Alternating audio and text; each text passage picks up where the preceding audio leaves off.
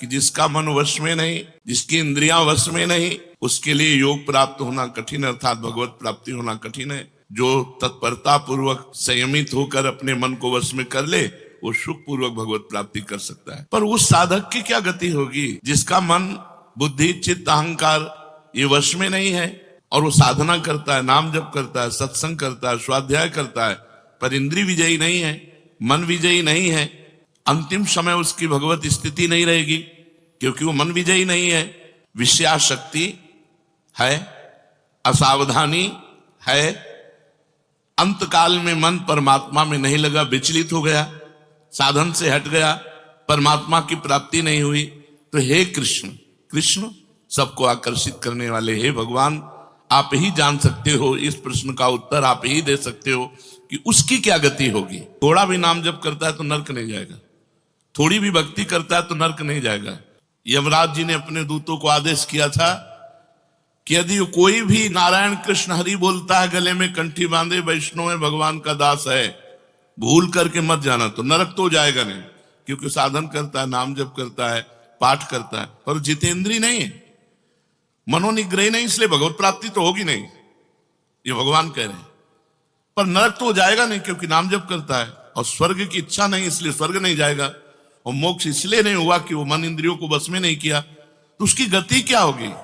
हे महाबाहु, हे अजान बाहु, संसार के आश्रय से तो वो रहित है और परमात्मा के मार्ग में भ्रष्ट हो गया है, परमात्मा को प्राप्त नहीं कर पाया और संसार के मार्ग को छोड़ दिया है, दोनों ओर से भ्रष्ट हुआ। उसकी क्या गति होगी? कहीं वो किसी बादलों की तरह छिन्न भिन्न नष्ट तो नहीं हो जाएगा?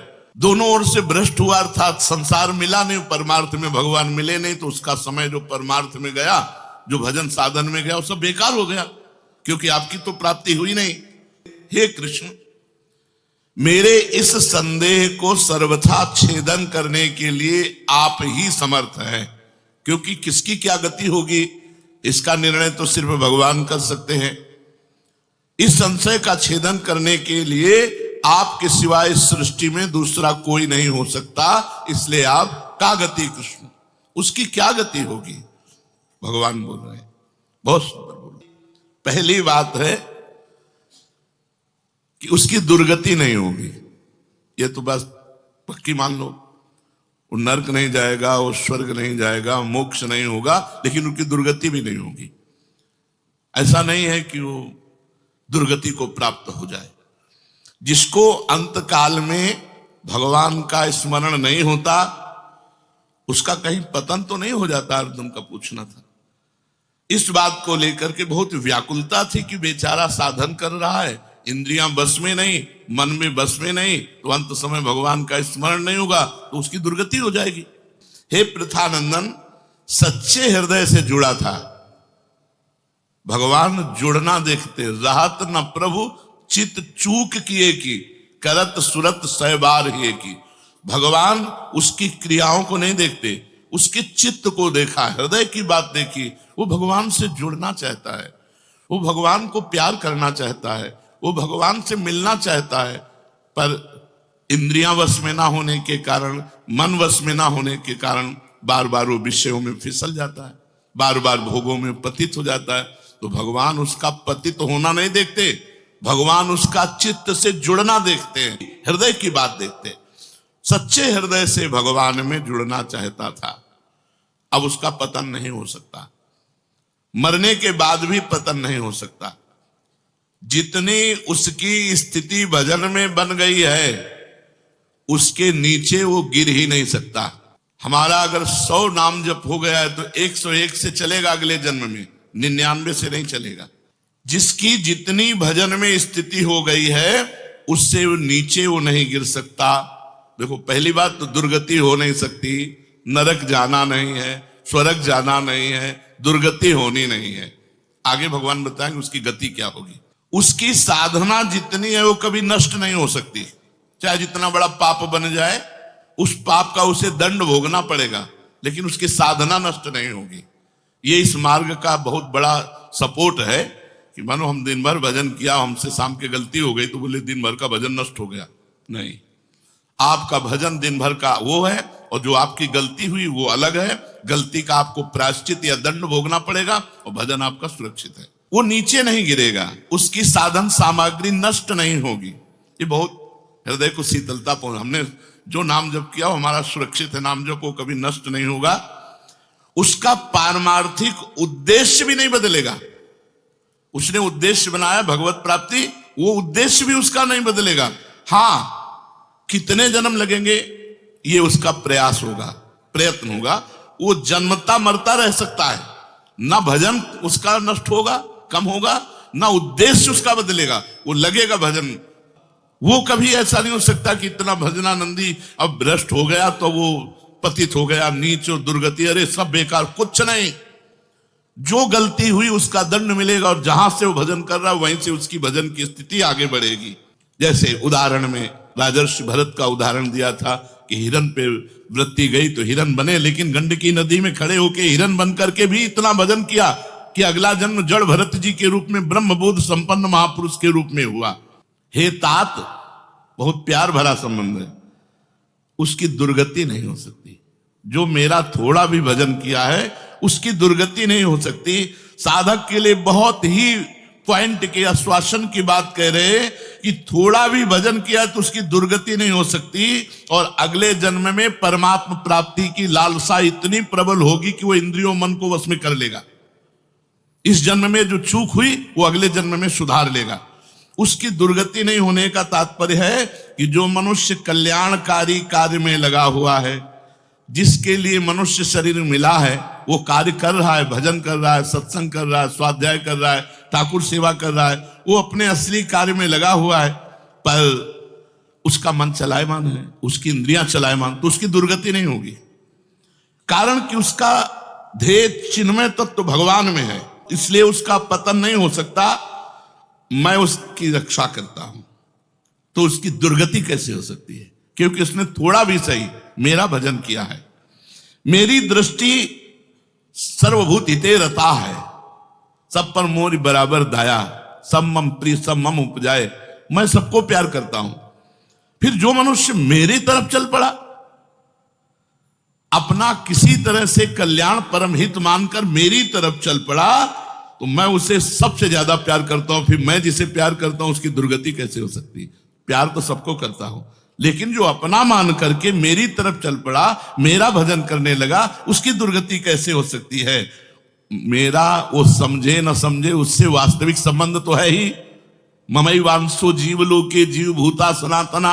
वो भले भगवान से संबंध ठीक नहीं लगा पा रहा, लेकिन भगवान तो जान रहे मेरा संबंधी है, मेरा अंश है। ये संसार के साथ उसका वास्तविक संबंध नहीं है। उसने मेरे साथ इस वास्तविक संबंध को, असली लक्ष्य को उसने स्वीकार किया कि अब इस जन्म में भगवान को प्राप्त करना चाहता हूं, तो चाहे जितना बड़ा गलती पड़ गई हो, अपराध पड़ गया हो, उससे दुर्गति उसकी नहीं हो सकती। भगवान कह रहे उसका किया हुआ साधन नष्ट नहीं हो सकता। हाँ, वो देखने में मोहित सा लगेगा कि भ्रष्ट हो गया, अब तो कोई भजन साधन नहीं, अब तो भ्रष्ट सा हो गया है, साधन छूटा दिखाई देगा। परंतु ऐसी परिस्थिति में भी मैं उसका साथ नहीं छोड़ता। उसने मेरा भजन छोड़ दिया, मेरा साधन छोड़ दिया, लेकिन मैं उसका, जैसे एक सत्संग में दृष्टांत में देते थे कि जगन्नाथ जी की सेवा में श्रीअंग पार्षद रहते थे, तो उनमें से एक पार्षद वैश्या संसर्ग करने लगे कुसंग के कारण। तो जब सब पार्षदों को पता चला तो उन्होंने बुलाया और कहा, देखो तुम परम पावन श्री जगन्नाथ जी के अंग सेवी हो, या जगन्नाथ जी की सेवा छोड़ो वैश्या का संग करो, या वैश्या संग छोड़ो जगन्नाथ जी का अंग संग करो। तो भगवान की माया से मोहित हुए, साधन से गिरे हुए होने के कारण उन्होंने जगन्नाथ जी का अंग संग छोड़ दिया और वैश्या का अंग संग स्वीकार किया। आश्चर्य की बात कि जब उनका शरीर पूरा हुआ, वैश्यागामी जो अंग संग सेवी थे, तो जब शरीर पूरा हुआ तो जगन्नाथ जी ने स्वप्न में अपने पार्षदों को आदेश किया कि उसकी अंत्येष्टि क्रिया हमारे पार्षदों जैसी की जाए। तो उनका प्रभु स्वप्न में ही कहा कि प्रभु, उन्होंने तो आपको छोड़कर वैश्या को स्वीकार कर लिया था। तो बोले, उन्होंने छोड़ दिया था, ये उनकी हिम्मत है, हमारी हिम्मत नहीं, हमारा स्वभाव नहीं है, हमारी सामर्थ्य नहीं है। हम एक बार जिसको पकड़ लिया उसको कभी छोड़ते नहीं। तो भगवान यहां कह रहे हैं कि कभी कभी वो मोहित हो जाता है, वो साधन छोड़ता, लेकिन मैं उसे नहीं छोड़ता। ये खास बात समझो, मैं उसे नहीं छोड़ता। उसका किया हुआ अपराध, किया हुआ पाप, भले उसको थोड़ा समय दंड भुगताने के लिए, लेकिन मैं उसे छोड़ता नहीं। तो उसकी दुर्गति कैसे हो सकती है? इसलिए घटना घट सकती है। ये तो भगवान कह रहे हैं, मनमानी मत करना। कह रहे घटना घट सकती है, आपने अपराध किया, आपको पाप का दंड मिल सकता है, लेकिन मैं उसके अंदर ऐसी व्याकुलता पैदा करूंगा कि वो सब प्रपंच छोड़कर दौड़कर मेरी तरफ भाग पड़ेगा, क्योंकि मैं उसे नहीं छोड़ता। जैसे गोपियों में थोड़ा अभिमान आया, मैं अंतर ध्यान हुआ, लेकिन उन्हीं के बीच में रहकर जहां व्याकुल हुई मैं प्रकट हो गया। तो भगवान कह रहे हैं कि एक बार जिसके भीतर थोड़ी भी साधना चल पड़ी, थोड़े भी संस्कार भक्ति के पड़ गए, नाम जप करना, वाणी पाठ करना, थोड़ा भी भगवत काल, कर्म चैव तदर्थीयम सदित्येवा भी धीयते, तो उसका कभी पतन नहीं हो सकता, जो संस्कार पड़ गया भक्ति का, क्योंकि सत वस्तु का कभी अभाव नहीं होता। तो फिर प्रभु गति क्या होती है उसकी? तो भगवान कह रहे प्राप्य पुण्य कृताम लोका नुषित्वा शाश्वती समाह शुचीनाम श्रीमताम गेहे योग भ्रष्टो भी जायते। आहा, प्राप्य पुण्य कृताम लोकान, उसने गंगा स्नान किया है, उसने नाम जप किया है, उसने वाणी पाठ किया है, उसने ठाकुर सेवा की, तो कोई साधारण है? बहुत बड़ा धनी है। भले लोक भ्रष्ट हो गया है, भले इंद्रियां उसके कब्जे में नहीं, भले मन उसके कब्जे में नहीं, लेकिन साधारण जीव नहीं है, वो भगवान का जन है। उसने नाम जप किया है, वाणी पाठ किया है, ठाकुर सेवा की, धामवास किया, तीर्थ अवगान किया। प्राप्य पुण्य कृताम लोकान, जो बड़े बड़े याज्ञिकों को, कि बोले इतने यज्ञ किए, अश्वमेध यज्ञ की, जो बड़े बड़े याज्ञिकों को जो सांगो पांग करते हैं, उन लोगों को स्वर्ग आदि लोकों पर अधिकार होता है। इसलिए वो पुण्य कर्म कहते हैं, तो पुण्य लोक उनको प्राप्त होते हैं।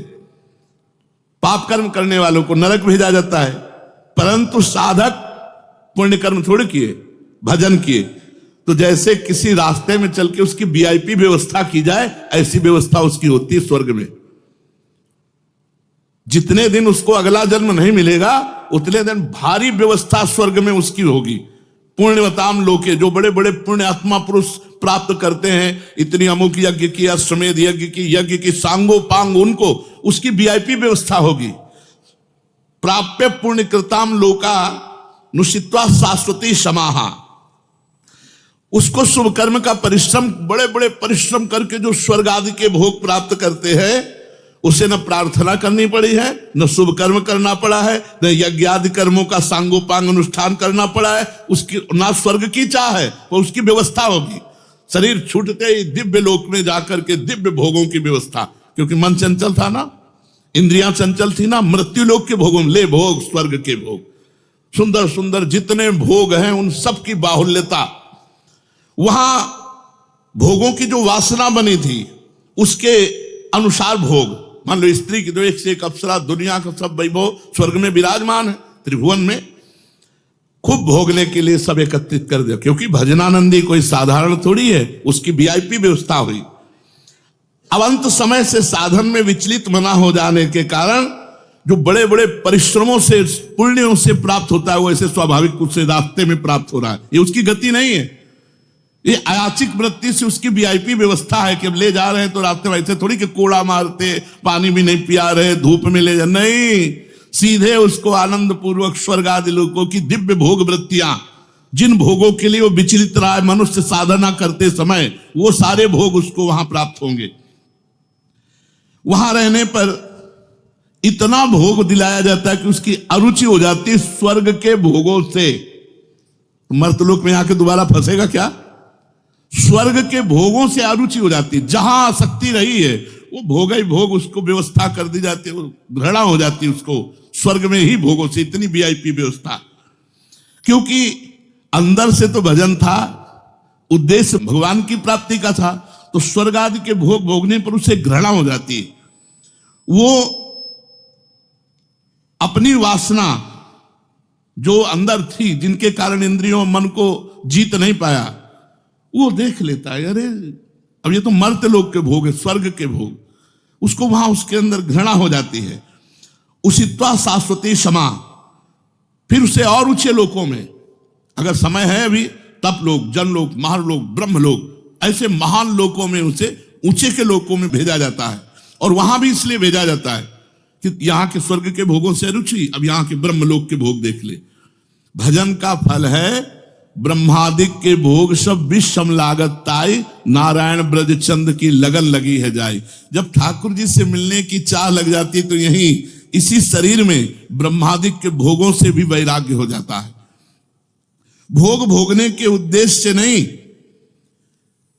क्योंकि जो भोग भोगने के उद्देश्य से जाते हैं उनके पुण्य क्षीण होने पर फिर वो लौटकर मृत्यु लोक में आते हैं, इसलिए वो सीमित वर्षों तक स्वर्ग लोक आदि में रहते हैं।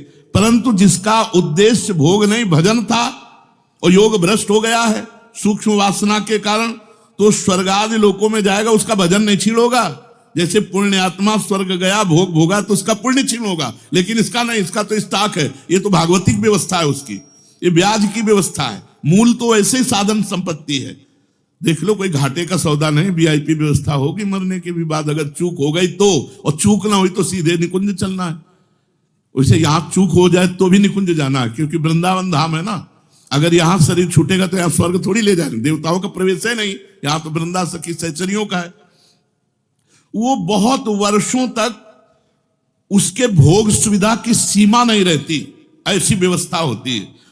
अच्छा, जो भोग भोगने के उद्देश्य से ऊंचे लोकों में जाते हैं उनको फिर पतित होना पड़ता है, लेकिन ये योग भ्रष्ट जब ऊंचे लोकों में जाता है तो पतित नहीं होता, उसकी साधन संपत्ति प्रकाशित रहती है ज्यों की त्यों, और उसका सद्भाव जागृत रहता है। सब मिथ्या है, भगवान मिथ्या करवाते करवाते ब्रह्मलोक तक के भोगों का मिथ्या।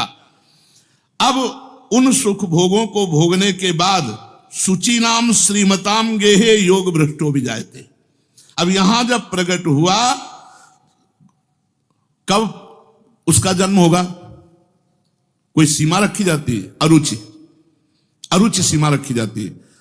जब तक उसे भोगों में अरुचि नहीं होगी तब तक ऊपर के लोगों को भोगों में उसे रखा जाएगा। नरक वरक तो जाने की बात नहीं, वीआईपी भोग। जब अरुचि हो गई, अरुचि होगी ही, क्योंकि वो भगवान का भजन करता रहा है। वो ऐसा नहीं कि अब विश्राम मान ले कि अब अप्सरा मिल गई, विमान मिल गया, स्वर्ग मिल गया, अब यही नहीं। उसकी यात्रा नहीं रुकेगी, उसका भजन उसको कचुटेगा, उसके अंदर जलन पैदा होगी, अशांति हो जाएगी। ये सब भोग नहीं चाहिए, मुझे भगवान चाहिए, चलो ब्रह्मलोक, वहां भी ये नहीं चाहिए। तो अब शुचि नाम श्रीमताम गेहे योग भ्रष्टो भी जायते। अब योग भ्रष्ट जब मृत्यु लोक में लौटा तो जगत पूज्य घर में पैदा हुआ, जगत पूज्य घर में श्रीमान, सारा संसार जिसे झुके, ऐसे घरों में पैदा, उच्च कुल, भक्त संपन्न। श्रीमान का मतलब होता है, एक लौकिक शब्द होता है वैभव संपन्न, लेकिन भागवतिक वैभव संपन्न महापुरुषों के घर में उसका जन्म होता है। और लौटने का कारण जो है, उस कारण को भगवान जानते हैं, उसकी बहुतायत कर देते हैं। स्वर्ग भोगा, ब्रह्मलोक के भोग भोगे, और यहां सारे भोग उसके दे दे, ये ले, अरे भगवान का दास है कोई और, ये ले, ऐसे घर में पैदा किया।